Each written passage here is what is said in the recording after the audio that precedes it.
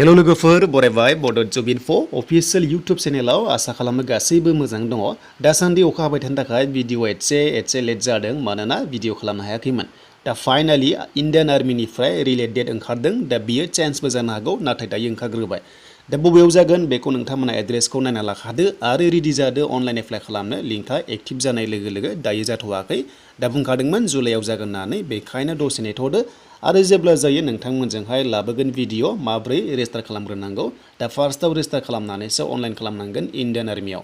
दा बेखायनो गोबाव खालामलिया फैदो जों नायनोसै बे मोनसे नटिफिकेसनखौहाय नोंथांमोना बेनिफ्रायनो डाउनलड खालामना लानो हागोन दा नोंथांमोना PDF फाइलखौबो डाउनलड खालामना ला डिसक्रिपसनाव आं होबाय आरो गासैबो डिटेल्सखौ नोंथांमोना बेनिफ्रायनो फारि फारि नायनो हागोन दा बेखायनो भिडिअखौल' जोबजासिम नाय अब्लासो बुजिगोन दा खायसे फुल भिडिअ नाया बेखायनो आन्दायो दा बेखायनो गासैबो डिटेल्सखौ नोंथांमोना नायदो दा बे जाबाय मोनसे नटिफिकेसन दा बेयाव गोबां दङ दा बेखौ दोनथ'नानै जों डाइरेक्ट आसाम स्टेटआव फैगोन एबा नर्थ इस्टआव फैगोन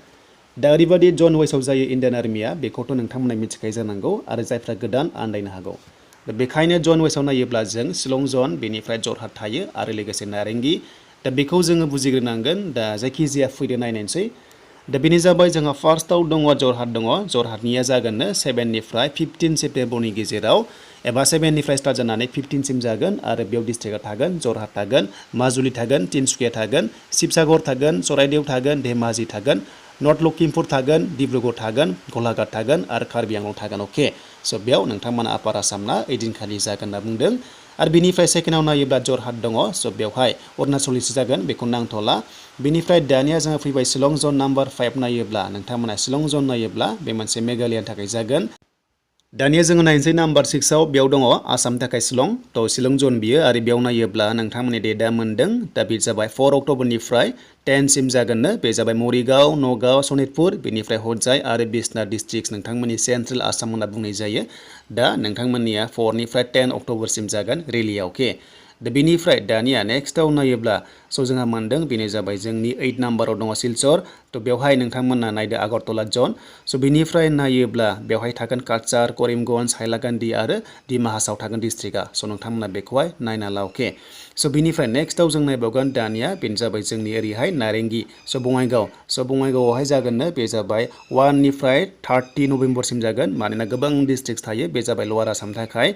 दा बेयाव थागोन डिस्ट्रिक्टआ नोंथांमोननिया थाबाय थ' नोंथांमोना बङाइगाव नुदों बरपेटा दङ दरं दङ नलबारि चिरां बाक्सा उदालगुरि लोगोसे दङ क'क्राझार धुब्रि बङाइगाव गवालपारा दङ कामरुप आरो एम दङ लोगोसे नोंथांमोना साउथ सलमारा दङ अके स' नोंथांमोननिया बङाइगाव जायो बङाइगावनि अबियाफ्रि होननायावहाय जायोमोन आरो बेयावनो जानो हागौ जायखिजाया बेयाव बङाइगाव होननाय दङ अके स' बिनिफ्राय आरो नेक्स्टआव नोंथांमोना नुनो मोनदों माखासे गुबुन स्टेटनि दा बेखौ नांला दा जायखिजाया नोंथांमोननियाहाय बङाइगाव जागोन जायफ्रानोखि लवार आसामनि आरो आपार आसामा जरहाट बेबायदि दङ बेखौ नोंथांमोना मिथिखाबाय जानांगौ सिगाङाव बुंखाबाय दा बेखायनो बयबो रेडि जादो आरो नोंथांमोना गोबां टाइम मोनदों गोबां प्रेक्टिस खालाम अनलि 1600 मिटार्सल' खारनांगौ नालाय इजियावनो खारनो नाजा 5 मिनिटनि आन्दाराव हाबनो नाजाथार अब्लासो एक्सेलेन्ट जागोन नालाय 60 नाम्बार मोनगोन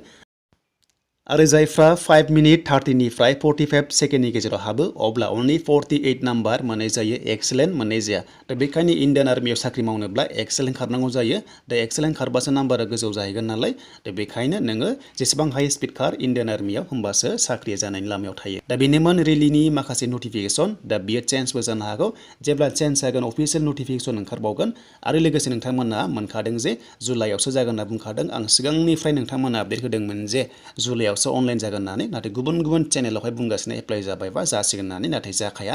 जुलाइ जानाय लोगो लोगोसो नोंथांमोना मोनगोन बेखौ दाखालिनो इन्डियान आर्मिनि चिफआ बुंखादों जुलाइ जानाय लोगो लोगोसो नोंथांमोनाहाय अनलाइन खालामनो हागोन स' बेनिफ्राय भेकेन्सिसखौ बेयाव डिक्लेयार खालामाखै जेब्ला फैगोन नोंथांमोना मोनगोन दा बेनिफ्राय सेलेरिया बेसेबां मोनगोननो माखासे एलाउन्सबो दङ दा नोंथांमोना फार्स्ट इयाराव गासै बोसोरब्रै नालाय फार्स्टआव मोनगोन नोंथांमोना कास्टमाइज दे बियो स' बेनिफ्राय 30,000 बेनिफ्राय बायदिसिना मोनबावलांबाय थागोन आरो लोगोसे सेकेन्ड इयाराव मोनगोन 33,000 नोंथांमोना गोबां लाख थाखा मोनगोन बोसोरसेयावनो आरो लोगोसे नाम्बार 3 एबा थार्ड इयारावहाय नोंथांमोना बांसिन मोनलांबाय थागोन 4 इयाराव बांसिन मोनलांबाय थागोन जेरै 3 इयार्स जायोब्ला नोंथांमोना 36,500 मोनगोन आरो लास्ट इयाराव नोंथांमोना 40,000 मोनगोन अके बिनि बारा मोनगोन आरो लोगोसे गोबां बायदिसिना दानला दानसि खालामनानै लास्टआव नोंथांमोना फैसा हरनाय जागोन थ' जियानो जा नोंथांमोना इण्डियान आर्मि TODआव जायफ्रा बाहागो लायो आरो गुबुन स्टेट नोंथांमोना जायखिजाया स्टेट जबावहाय चान्स मोननायनि आसा थागोन बा नोंथांमोना चान्सखौ मोनगोन दा बेनिसिम रिलि आपडेट आं आसा खालाम नोंथांमोना गासैबो डिटेल्सखौ बुजिबाय बेनिफ्राय जायफ्रा दासिमबो क्राइटेरियाखौ नायाखै बेसेबां नांगौ बेसेबां नाङा बेसेबां पार्सेन्ट नांगौ बेखौहाय भिडिअ नायदो डिसक्रिपसनाव भिडिअ दङ प्लेलिस्ट दंखायो बेखौ नोंथांमोना चेक खालाम गोबांबार भिडिअ खालामबाय बेसेबां नांगौ फरायनाय बेसेबां नाङा बेखौ नोंथांमोना डिसक्रिपसनाव मोनसे भिडिअ दङ बेखौ चेक खालामदो होमबानो बुजिजोबगोन